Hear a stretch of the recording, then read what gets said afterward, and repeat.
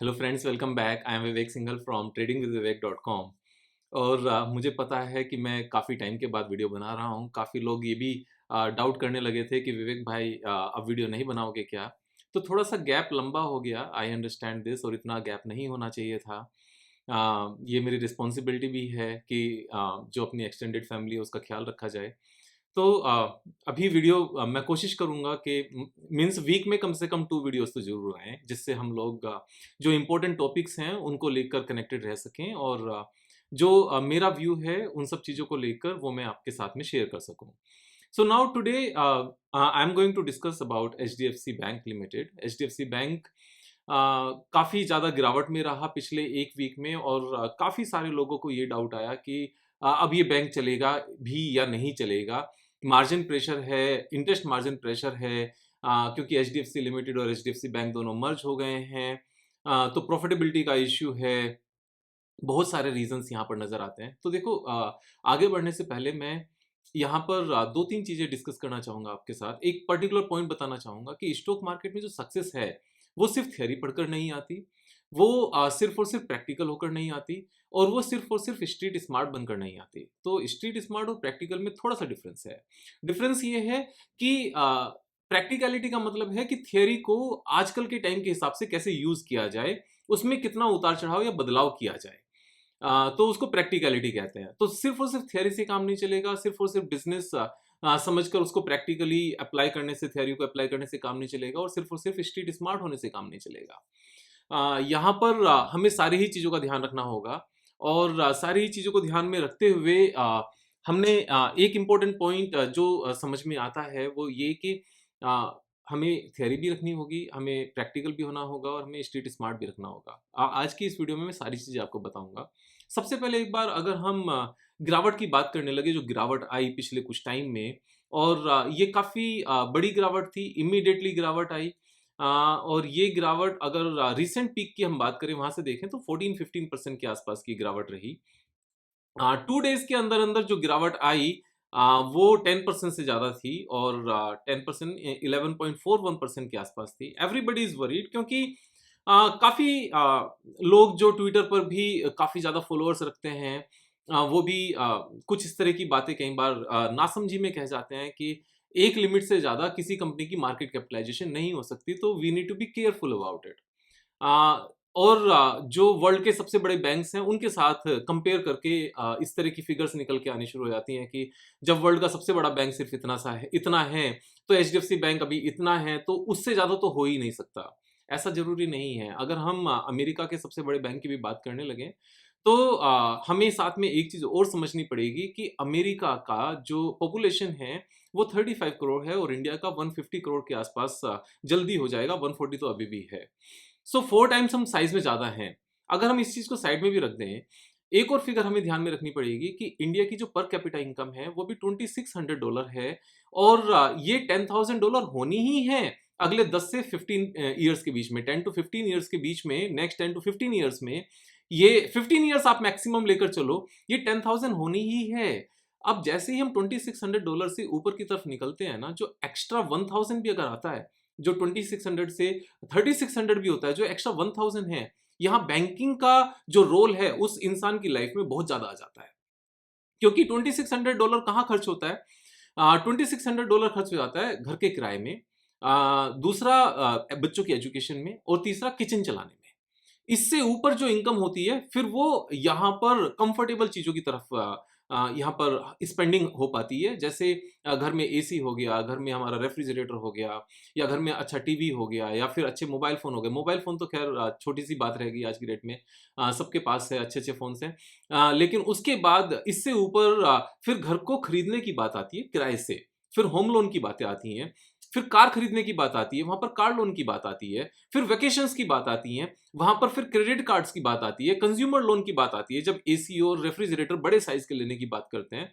तो बैंकिंग का रोल ही 2600 से ऊपर स्टार्ट होता है। 2600 तक बैंकिंग का खास रोल कुछ होता ही नहीं है। जितने पैसे मिले सारे खर्च कर दिए।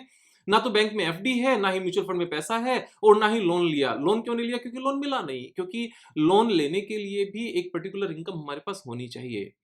लेकिन जैसे ही हम $2600 से ऊपर की तरफ चलते हैं, यहाँ पर बैंकिंग इंडस्ट्री सबसे ज़्यादा स्पीड से बूम करती है, क्योंकि यहाँ पर हम एक बेसिक नीड से निकलकर एक कंफर्टेबल आइटम्स के कंज्यूमर बनने की तैयारी करते हैं। हमें इन बातों को समझने की ज़रूरत है। ज़रूरी नहीं कि जो चीज़ अमेरिका में सक्सेसफुल हो, वो यहाँ भी हो। और मीन्स दोनों कंट्रीज़ अलग हैं। हाँ, यहाँ पर ग्रोथ के हिसाब से देखा जाए समझ में आता है। तो थोड़ा-सा डिफरेंट सिनेरियो है।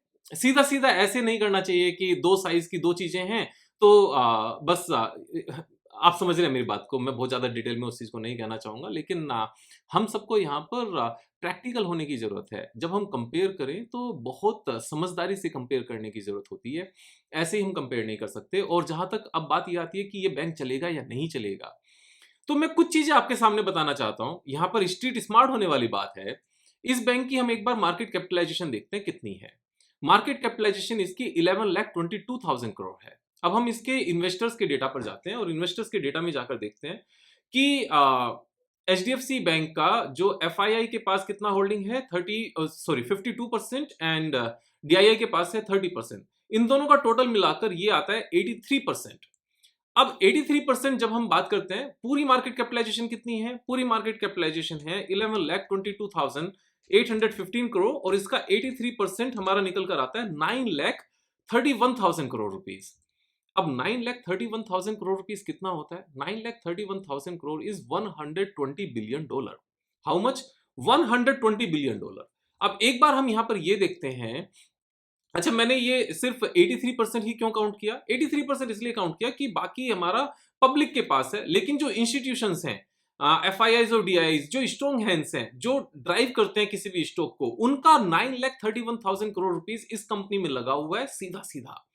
9,31,000 करोड़ इतना होता है। अगर हम यहाँ पर मुकेश अंबानी, जो इंडिया के रिचेस्ट मैन हैं, मुकेश अंबानी नेटवर्थ की बात करने लगे तो कितने बिलियन डॉलर है? That is $105 billion. आप इस चीज को ध्यान से समझना, ये यूएस डॉलर में है और 100 करोड़ का 1 बिलियन होता है। सो $105 बिलियन इनकी नेटवर्थ है।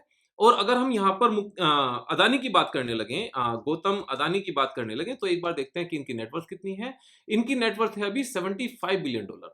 अब जब मुकेश अंबानी की यहाँ पर नेटवर्थ $105 बिलियन है और उससे ज्यादा पैसा यहाँ पर एफआईआईज का और डीआईआईज का एचडीएफसी बैंक में लगा हुआ है, उससे ज्यादा पैसा, यानी कि इंडिया का जो रिचेस्ट मैन है, और इंडिया के रिचेस्ट में भी जो टॉप से अगर हम यहाँ पर लिस्ट देखने लगे ना, सो $100 बिलियन वाले बहुत ज्यादा लोग नहीं हैं वर्ल्ड में। और उसके बाद अगर हम यहाँ पर एक कैलकुलेशन करें, यहाँ फिगर देखें, इसकी चार्ट को लेकर देखें कि एचडीएफसी बैंक ने लास्ट 3 इयर्स 2 मंथ्स तक कुछ नहीं किया। It is trading at the same level जहां पर ये ट्रेड कर रहा था, ऑलमोस्ट सेम प्राइस पर। आप ये देखो, यहाँ पर मैंने ये लाइन ड्रॉ की। HDFC bank was trading at the same level 25 नवंबर 20 को, और अभी भी सेम प्राइस पर है। तो यानी कि इसने लास्ट 3.5 ईयर्स से कोई परफॉर्मेंस नहीं दी। यानी कि F I I and D I I का जो ये 9,100 ऑलमोस्ट $20 बिलियन मार्केट में लगा हुआ है, 110 भी बात करें तो भी जो मार्केट में लगा हुआ है $110 बिलियन, इसके ऊपर कोई इनकम नहीं आई। ऐसा हो सकता है क्या कि मुकेश अंबानी के पास जितना पैसा है, उतना पैसा, और F I I D I में पैसा किसका लगा है? These are the rich people, right? और ये मार्केट को ड्राइव करना जानते हैं। अब अगर ये इन लोगों ने $110 बिलियन पर, $110 बिलियन पर कोई भी पैसा नहीं कमाया लास्ट 3.5 ईयर से, तो हमें क्या लगता है ये कभी भी पैसा नहीं कमाएंगे? और ये $110 बिलियन ऐसे ही रखे रहने देंगे और इस कंपनी का कुछ भी कभी भी नहीं होगा? वेयर एज जहां तक प्रॉफिटेबिलिटी की बात है, काफी लोग ना नेट इंटरेस्ट मार्जिन को लेकर, जो टेक्निकल वर्ड्स है ना, इस पर बहुत ज्यादा ध्यान देते हैं और जो प्रॉफिटेबिलिटी है ना, उसको छोड़ देते हैं। ये गलत तरीका है किसी भी तरीके से इन बातों को सोचने का। आप ये समझकर देखो, जो नेट प्रॉफिटेबिलिटी है, अगर हम यहाँ पर सेम टाइम लेने लगे, जो नवंबर 20 है, नवंबर 20 के टाइम पर कौन सा हमारा ईयरली रिजल्ट आया होगा? मार्च 20 का रिजल्ट आया होगा। अब मार्च 20 में कंपनी का नेट प्रॉफिट कितना था? This was 27,000 crore rupees. अगर हम यहाँ पर मार्च 21 भी लेने लगे ना, तो भी 31,000 करोड़ रुपीस। और तब से अब तक नेट प्रॉफिट कंपनी का कितना हो गया? This is 60,000 crore rupees. Net profit double हो चुका है इस पीरियड में, और इस पीरियड में स्टॉक प्राइस ने कुछ नहीं किया। अब पॉइंट ये आता है कि आगे भी नहीं करेगा क्या? हमें क्या लगता है कि जो बोर्ड ऑफ डायरेक्टर्स हैं इस कंपनी के, जो जिस कंपनी की मार्केट कैपिटलाइजेशन, अगर हम पूरी कंपनी की मार्केट कैपिटलाइजेशन देखने लगे, 130 करोड़ रुपीस है, 130 बिलियन डॉलर है पूरी मार्केट कैपिटलाइजेशन। उस बोर्ड ऑफ डायरेक्टर को यहाँ पर कुछ भी सोचने की जरूरत नहीं है। वो हाथ पे हाथ रख के बैठे रहेंगे, अपनी सैलरी लेते रहेंगे और मैनेजमेंट कुछ नहीं करेगी, सीईओ कुछ नहीं करेगा, सीएफओ, सीईओ, जितने भी रीजनल हेड्स हैं, जो इनकी आईटी टीम है, इनका जो पथेटिक मोबाइल एप्लीकेशन है और जो इनकी पथेटिक एंड कंज्यूमर सर्विस है, क्या उनको ठीक नहीं किया जाएगा? मैं यहाँ पर पैथेटिक कह रहा हूँ क्योंकि है एक्चुअल में। और अगर आप पिछली कुछ न्यूज़ भी उठाकर देखोगे, सर्च करके देखोगे, they are trying to overhaul everything. They are trying to bring in the same mobile application as Kotak Mahindra bank has, as ICICI bank has. तो ये सारे काम उनके हैं, ये सारे काम हमारे नहीं है। प्रॉफिटेबिलिटी का सोचने के बारे में हमें नहीं सोचना। हाँ, अगर हम यहाँ पर इनकी परफॉर्मेंस देखें, पास्ट परफॉर्मेंस देखें, तो जो 5,277 करोड़ से नेट प्रॉफिट बढ़कर 60,000 करोड़ हो गया, 12 टाइम्स हो गया 10 इयर्स में। अगले 10 इयर्स में 10 टाइम्स नहीं होगा, ओके, मैं मानता हूं नहीं होगा, 10 टाइम्स नहीं होगा, क्या 4 टाइम्स नहीं होगा? ऐसा नहीं होता है कि 4 टाइम्स ना हो। इंडिया की पर कैपिटा जिस स्पीड से बढ़ेगी, इंडिया के जो लीडिंग बैंकर्स हैं, उनकी इनकम कम से कम उस स्पीड से जरूर बढ़ेगी, उसमें कोई दो राय नहीं है। इवन उससे बहुत ज्यादा स्पीड से बढ़ेगी। जैसे मैंने बताया आपको कि $2600 के ऊपर जितना भी हमारा नेट इनकम बढ़ता है, बैंकिंग का पार्टिसिपेशन उसमें बहुत ज्यादा बढ़ जाता है, क्योंकि $2500 तक हमारा वो पैसा बेसिक नीड्स में खर्च हो जाता है और बैंकिंग इन्वॉल्वमेंट उससे ऊपर स्टार्ट होती है। हमें इन सब बातों को समझने की जरूरत है। अब बात करते हैं यहाँ पर चार्ट पैटर्न की।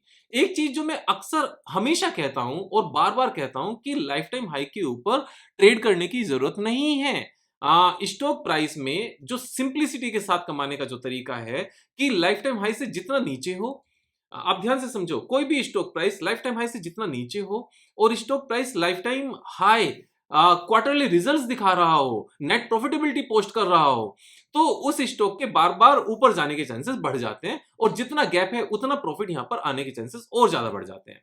अब यहां पर अगर हम देखें तो करंट प्राइस से लेकर वापस से लाइफ टाइम हाई की बात करने लगे, तो यहां पर ये 18% के आसपास का गेन सीधा सीधा नजर आता है। आई एम सेइंग कि सिर्फ ये 18% ही आएगा क्या? नो, 18% इसलिए नहीं आएगा, उससे बहुत ज्यादा इसलिए आएगा। बड़ी सिंपल सी बात है, ये जो 60,000 करोड़ है ना, ये अगले 3-4 साल में कब 1,20,000 करोड़ हो जाएगा पता भी नहीं चलेगा। और जिस प्राइस से हम यहाँ पर स्टॉक को देखना शुरू कर रहे हैं, जब ये सेम प्राइस पर था मार्च 21, और यहाँ पर हम मार्च की ही बात कर रहे हैं जब ये सेम लेवल पर था स्टॉक प्राइस, उससे भी पहले से, तो 1,20,000 करोड़ होते होते 31,000 करोड़ से इट विल बी 4 टाइम्स। अगर ये अगले 4 साल में 3 टाइम्स भी स्टॉक प्राइस हो गया, तो क्या 4 साल में 3 गुना पैसा होना बेकार है? हमें क्या लगता है कि नेट प्रॉफिट यहाँ पर हर साल बढ़ता रहेगा और जो लोग यहाँ पर 10 लाख करोड़ रुपीस की इन्वेस्टमेंट कर कर बैठे हैं, एफआईआई और डीआईआईज, वो हाथ पर हाथ रखकर बैठे रहेंगे और वो कुछ भी नहीं करेंगे? ऐसा नहीं होता है। हमें इन सब बातों को समझने की ज़रूरत है, प्रैक्टिकली समझने की ज़रूरत है।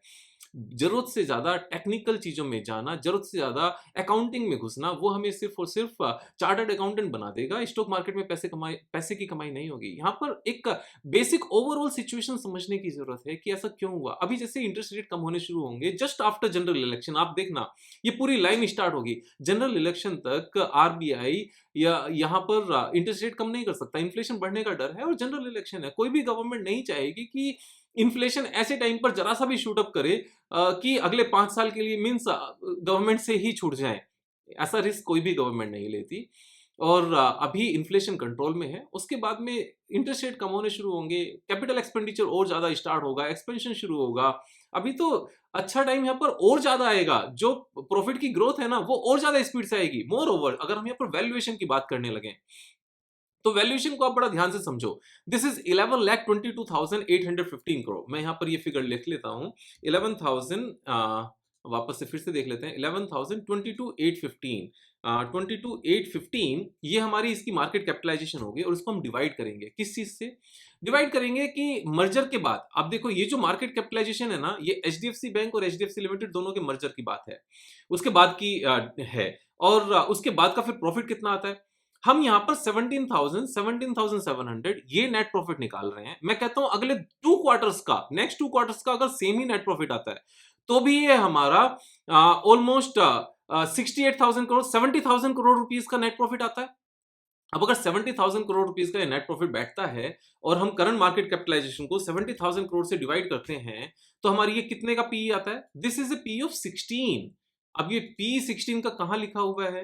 अगर हम यहाँ पर देखें तो पी रेशो को देखें और 10 ईयर्स का देखें तो ये 16 का ही पी हमारा यहाँ पर दिखाई देता है। ऊपर यहाँ पर सही पी इसलिए नहीं आ रहा है क्योंकि जो पूरी की पूरी नेट प्रॉफिटेबिलिटी है, सिर्फ और सिर्फ 2 क्वार्टर्स की नेट प्रॉफिटेबिलिटी को यहाँ पर कंसीडर किया गया है। 17,000 क्योंकि मर्जर हुए अभी सिर्फ 2 ही क्वार्टर्स हुए हैं, उसके बाद नहीं हुए हैं। इसलिए ये फिगर यहाँ पर गलत आ रही है। एक्चुअल में ये 16 होगा, ये 19 नहीं होगा, एक्चुअल में 16 होगा। अब 16 का पी इससे पहले कभी हुआ क्या? एवरेज पी 25 रहा है जो मीडियन है, और अगर हम मैक्स भी कर लेना इसको 10 ईयर्स के बदले मैक्स भी कर लें, तो यहाँ पर ये हमारा डेटा 2007 से स्टार्ट है। ऑलमोस्ट अभी तक की बात करें 17 ईयर्स का भी एवरेज 26.8 है और अभी लोएस्ट लेवल पर चल रहा है। इतना लोएस्ट लेवल इसका एक्चुअल में कोविड के टाइम पर भी नहीं था, 16.9 था तब भी, और अभी 16.5 है और लगातार प्रॉफिटेबिलिटी है। हमें यहाँ पर थोड़ी सी समझदारी दिखाने की जरूरत है। अब अगर एक बार टेक्निकल चार्ट पैटर्न की भी बात करें कि टेक्निकल टारगेट विवेक भाई कितना आता है इसमें, तो मेरे हिसाब से जो इसकी रेंज बनी है ना, ये पूरी की पूरी रेंज एज इट इज हम यहाँ पर इसको लेकर चलें कि ये एक पैटर्न बनेगा इस तरीके से, जब भी ब्रेकआउट देगा और ब्रेकआउट देकर जो इसकी डेप्थ है इतनी ही ये ऊपर जाएगी। वैसे इसको सिर्फ और सिर्फ यहाँ तक मैं नहीं रखने की बात करूंगा। अब ये लास्ट 3 ईयर्स से इसने कुछ नहीं किया, प्रॉफिटेबिलिटी डबल हो चुकी है, उसके बाद भी प्रॉफिट भी बढ़ेगा, तो नेक्स्ट 2 ईयर्स में मैं कम से कम टू टाइम्स की तो इसमें बात करूंगा। एनीवेज मैं रिकमेंड नहीं कर रहा हूं यहाँ पर, क्योंकि रिकमेंडेशंस के लिए अब अपनी सर्विस अलग स्टार्ट है। We are SEBI registered research analyst, वो स्टार्ट है, वहां पर उसकी चीज की बात करेंगे। ये लर्निंग है, एक पूरी गाइडेंस है, क्योंकि मैं गाइडेंस को लेकर आपका साथ नहीं छोड़ना चाहता और छोड़ूंगा भी नहीं। करंट प्राइस से लेकर अगर टेक्निकल टारगेट की भी बात करें तो 47% के आसपास अपसाइड है। अब बात ये आती है विवेक भाई कितना टाइम लगेगा, इसने रुला दिया।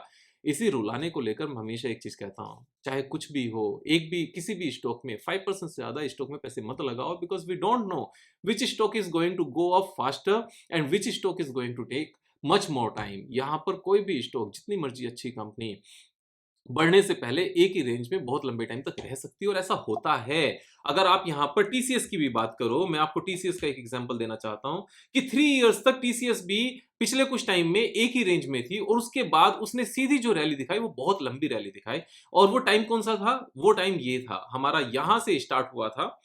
दिस वाज द टाइम जब 2014 से, and it was trading at the same level until 2018। तो 3.5 ईयर्स ही, यहाँ भी इनके 3.5 ईयर्स ही हुए थे। आप ध्यान से देखोगे इसको, सेम ही टाइम हुआ था जितना अभी एचडीएफसी बैंक में हो रहा है, 14 से लेकर 18 जनवरी तक, 3.5 ईयर्स। और उसके बाद क्या हुआ अगले 3-4 साल में? उसके अगले 3-4 साल में इस स्टॉक ने बहुत अच्छा गेन दिखाया, 3 टाइम्स ये स्टॉक प्राइस हो गया। क्योंकि जब ये रेंज में था तब इसका स्टॉक प्राइस 1400 था, और उसके बाद ये 1300 तक पहुंचा नॉन स्टॉप। और कितना टाइम लिया इसने? ये स्टॉक प्राइस पहुंचने में इसको 3.5 ईयर्स ही लगे, उससे ज्यादा टाइम इसको नहीं लगा। अब यही तरीका होता है कि लोग यहाँ पर हार मान जाते हैं, जबकि ऐसे में हार नहीं माननी होती। अब इसके पी रेशो की अगर बात करने लगे कि क्या टीसीएस के पी रेशो ने भी इसी तरह की कुछ काम किया था, आप इस बात को ध्यान से देखोगे। हम यहाँ पर नीचे पी रेशो पर जाते हैं और पुराने टाइम के 10 साल पहले मैक्स करके देखते हैं, सेम ही पी रेशो की बात करते हैं। तो जब हमारा ये कौन सा पीरियड था, दिस वाज दिसंबर 17 और जनवरी 18, और दिसंबर 17 और जनवरी 18 में अगर हम यहाँ पर देखें तो ये नीचे की तरफ यहीं पर ट्रेड कर रहा था 17.6, और उससे पहले ये हमेशा ऊपर की तरफ रहता था। और बस यही रीजन थे कि पी के हिसाब से लोएस्ट लेवल पर अवेलेबल था, उसके बाद में यहाँ से रैली शुरू हो गई। तो यहाँ प्रैक्टिकल भी होना है, स्ट्रीट स्मार्ट भी होना है। जिन लोगों के 10 लाख करोड़ रुपीस लगे हैं लास्ट 3.5 ईयर से, उनका कोई पैसा नहीं बना, and these are the richest people on earth, they are the powerful people on earth. अगर वो अपने पैसे पर पैसा नहीं कमाएंगे तो कौन कमाएगा? ऐसा नहीं करना चाहिए हमें कि तेंदुलकर मैच खेल रहा है और कोहली मैच खेल रहा है, धोनी मैच खेल रहा है, और हम यहाँ कमेंट्री सुन सुन के, क्योंकि कमेंट्री वाले लोग हमें थोड़े से एक्सपर्ट नजर आते हैं, और उनकी कमेंट्री सुन के हम कह रहे हैं कि हाँ यार, धोनी को ऐसे नहीं ऐसे खेलना चाहिए था, इस बॉल पे ऐसे नहीं ऐसे मारना चाहिए था, कोहली को ऐसे नहीं ऐसे मारना चाहिए था। कम ऑन, वो कोहली है, वो वहां पर किसी मीन्स अपने किसी एक्सपर्टीज के बेस पर पहुंचा है। एचडीएफसी बैंक है, 10 लाख करोड़ रुपीज एफआईआई इसका लगा हुआ है यहाँ पर। वो मार्केट के प्लेयर्स हैं, उनको सिखाने की जरूरत नहीं है, हमें उन पर विश्वास करने की जरूरत है। इंडिया जो कंट्री है अभी वो ग्रोइंग स्टेज में है एंड $2600 से फर्स्ट स्टेज इज $10,000, उसके बाद में हम $25,000 तक भी पहुंचेंगे। अभी तो पार्टी शुरू भी नहीं हुई, यहाँ पर एंजॉय करने की ज़रूरत है, यहाँ पर समझदारी दिखाने की ज़रूरत है। मैं अपना एक्सपीरियंस शेयर करता रहूँगा आप सबके साथ में, नेक्स्ट टाइम इतना टाइम नहीं लगाऊंगा, इट्स अ प्रॉमिस। और बस आप यहाँ पर समझदारी दिखाते रहिए। कल फिर मिलेंगे एक नए वीडियो के साथ, तब तक जय हिंद, जय भारत, जय श्री राम।